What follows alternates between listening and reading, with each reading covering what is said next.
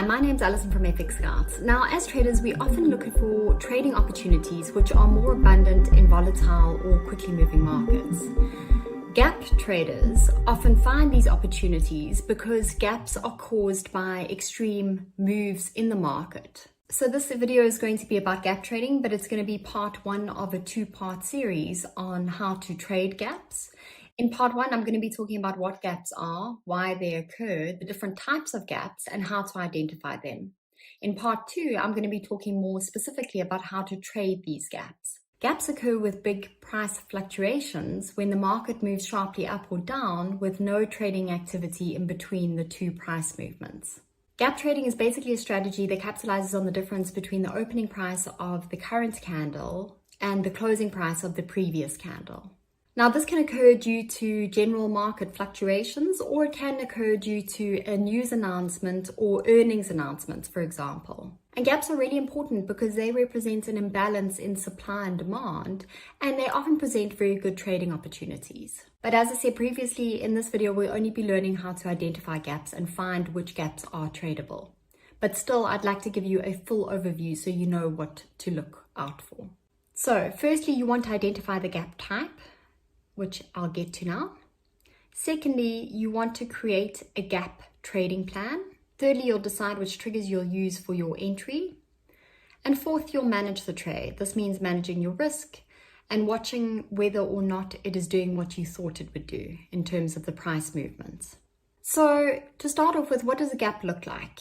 This is a full up gap, and it occurs when the opening price is greater than the previous high. Up gaps are generally considered bullish. Then you get a gap down, and this occurs when the opening price is less than the previous candle's low, and down gaps are usually considered bearish.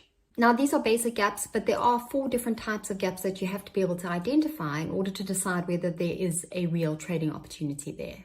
So if you look at my slide, you get common gaps, breakaway gaps, exhaustion gaps, and runaway gaps.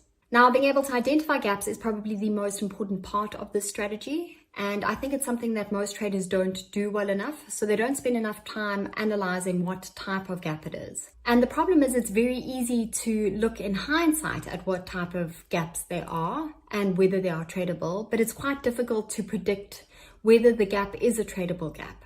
However, I'm going to give you a few factors that you can use as clues to decipher what type of trading gap they are. Some of the key aspects to consider when you're deciding what type of gap it is what happened before the gap? Is there a big price movement? Is there stagnation? What is the percentage size of the gap? Is there a catalyst that caused the gap? In other words, a news announcement or some huge market event? What is the overall chart structure? Is there a trend? Did the gap occur at the beginning or the end of the trend? I think if you can really get this whole picture in your mind, it'll really up your level of trading, and you'll be able to then identify the type of trading gap it is, and it'll be able to inform your trading strategy.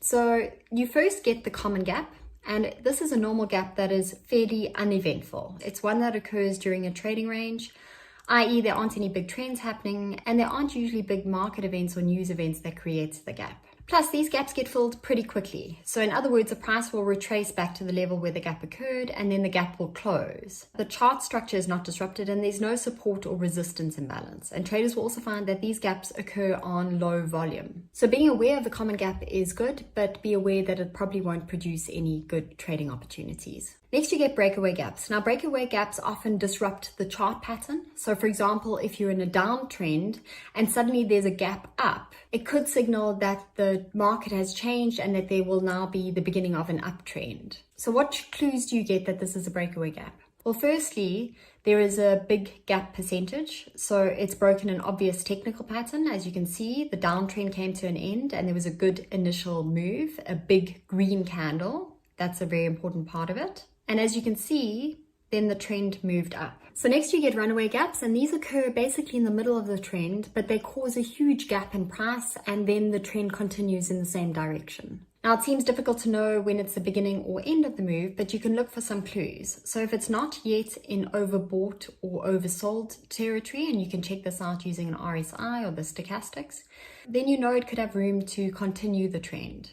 But you have to make your best guess and take all the information at your disposal and follow the strategy that you have outlined. Now, during a breakaway or runaway gap, there's usually a catalyst. So there's usually a market event or a news release that has just come out that causes a gap. And it usually happens on high volume, and there's usually a supply-demand imbalance. And what you find is then the asset has been repriced. For example, if there's been an interest rate announcement, there's NFP or CPI data that comes out that might be unexpected, then you might find these gaps occur. The last type of gap you'll find is the exhaustion gap, and this happens at the end of a trend or the end of an extended move.